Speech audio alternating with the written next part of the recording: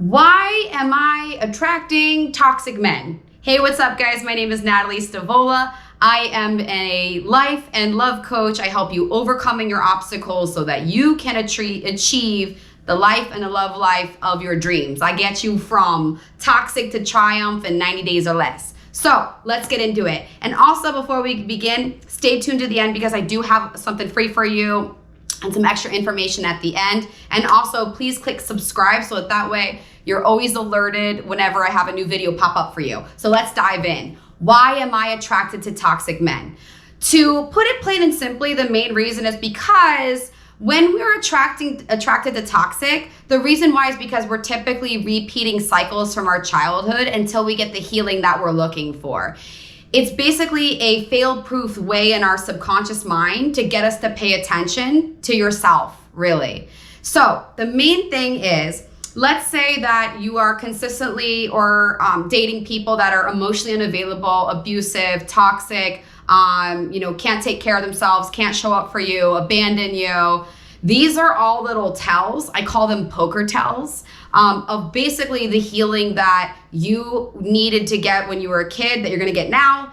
And also little ways of like some boundaries that you're overstepping in yourself or some areas that you feel insignificant in yourself.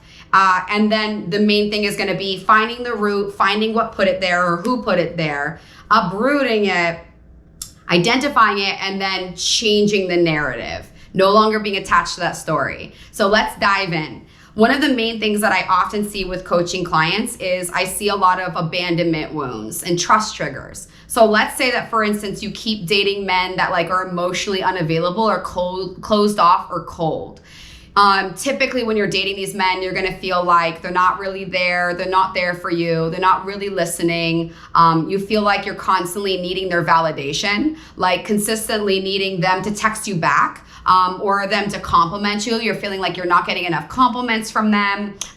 Like you used to get more attention in the beginning, but there's times where like, let's say that you really want a hug, but you feel like they're pushing you away. You're just feeling very alone when you're with them. This is a very big sign that you might be dating someone who's disconnected from themselves, who's emotionally unavailable, and where eventually the relationship might not work out unless there's a big shift that changes.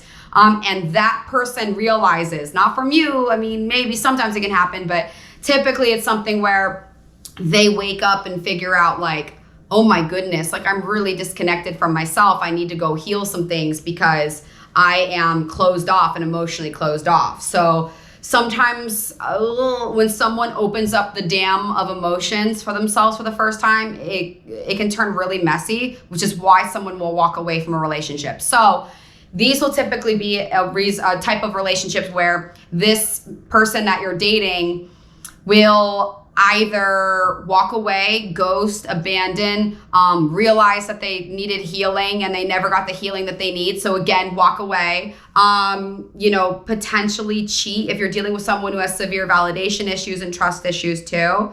With these type of things, when you're feeling isolated and alone, you're feeling this person is abandoning you, the reason why is because typically we were abandoned as a child. So from the ages of 2 to 10 up to 14, around those areas, and any time that you have an additional trauma later on in life, what happens is that this is the area and the time frame of when our subconscious mind is being formed, which is in the back. Our subconscious mind is what rules our behavior.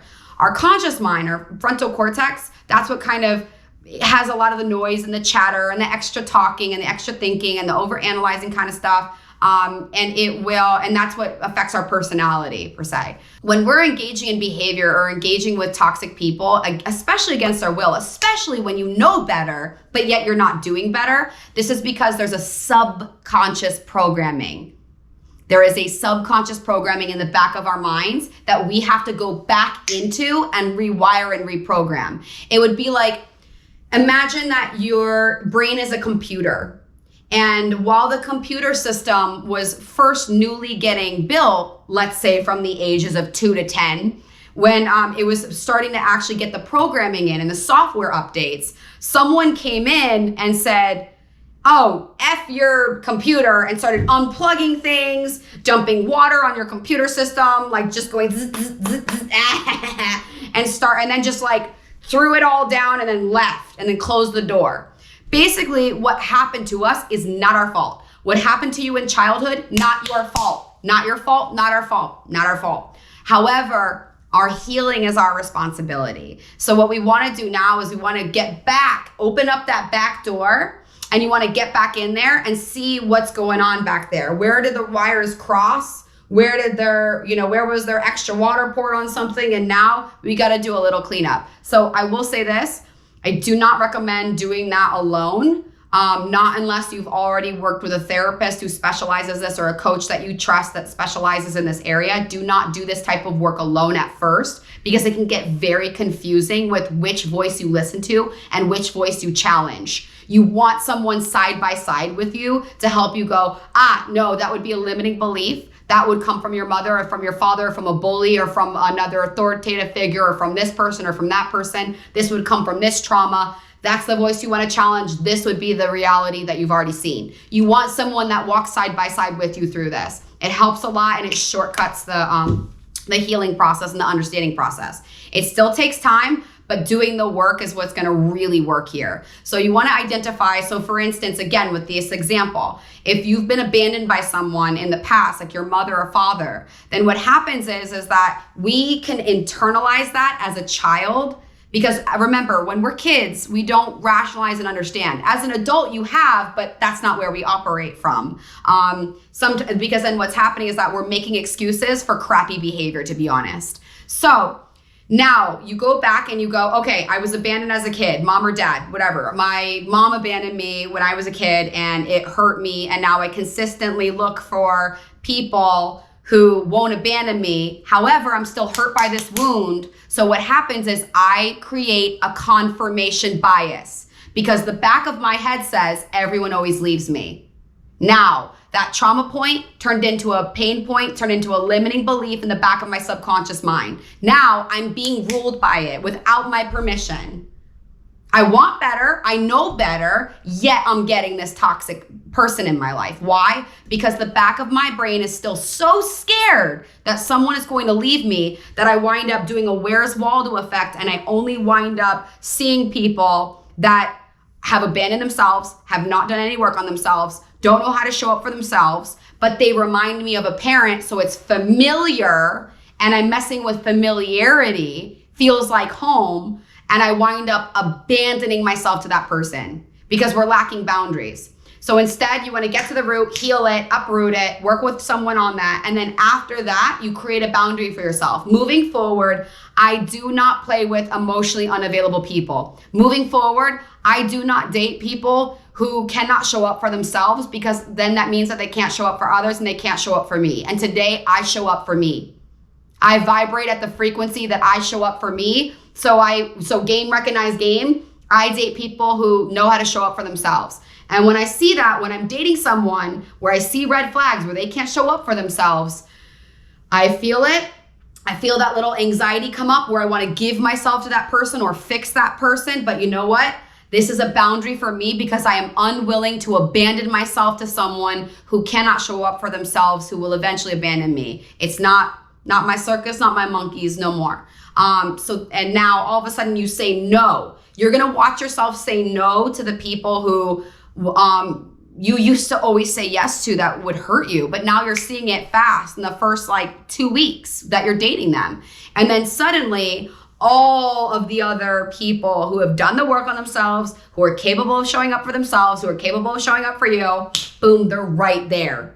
You're going to open up your whole world to the people that you were otherwise missing, because we were putting people in our lives that were toxic and absolutely blocking all of the amazing people that were right there on the other side of it. So again, while it's not our fault that something happened to us, it's our job to remove the obstacles so that way the blessings and the manifestations and the quality and the love and the self-love and all of that, boom, can come right in. We're clearing the way, put it this way, you're on a path, and along the way, that path, people put rocks and boulders and trees and all this stuff on your path, and that sucks, and it's not fair, and it's not. And some people do have extra boulders and rocks and hurdles and trees on their path than other people do, 1000%. So unfortunately, some people will have to do a little more work than others. You know, well, you don't have to, but you get to. And you get people in your corner though that can help you through it and help you lift the weight of this a lot faster too. So you unblock those things so that way your path is clear. You're able to drive your car wherever you want to. And I promise you and I guarantee you, you can absolutely have an incredible love life, an incredible career, an incredible life, and manifest all of it because you are worth it. You absolutely do deserve that. So thanks for staying tuned to the end. This is the reason why we get attracted to toxic men is something happened to us when we were a kid and it's our turn to heal it now so that we don't repeat it. And now we have boundaries. And the main thing is that the way that you treat yourself is going to be what you allow in your life. So if you're shaming yourself, if you're disregarding yourself, if you're abusive to yourself, this is going to be the way that we actually treat the people that look like us or that we love. And that's really, really, really important, guys. I want everyone to really pay attention to this.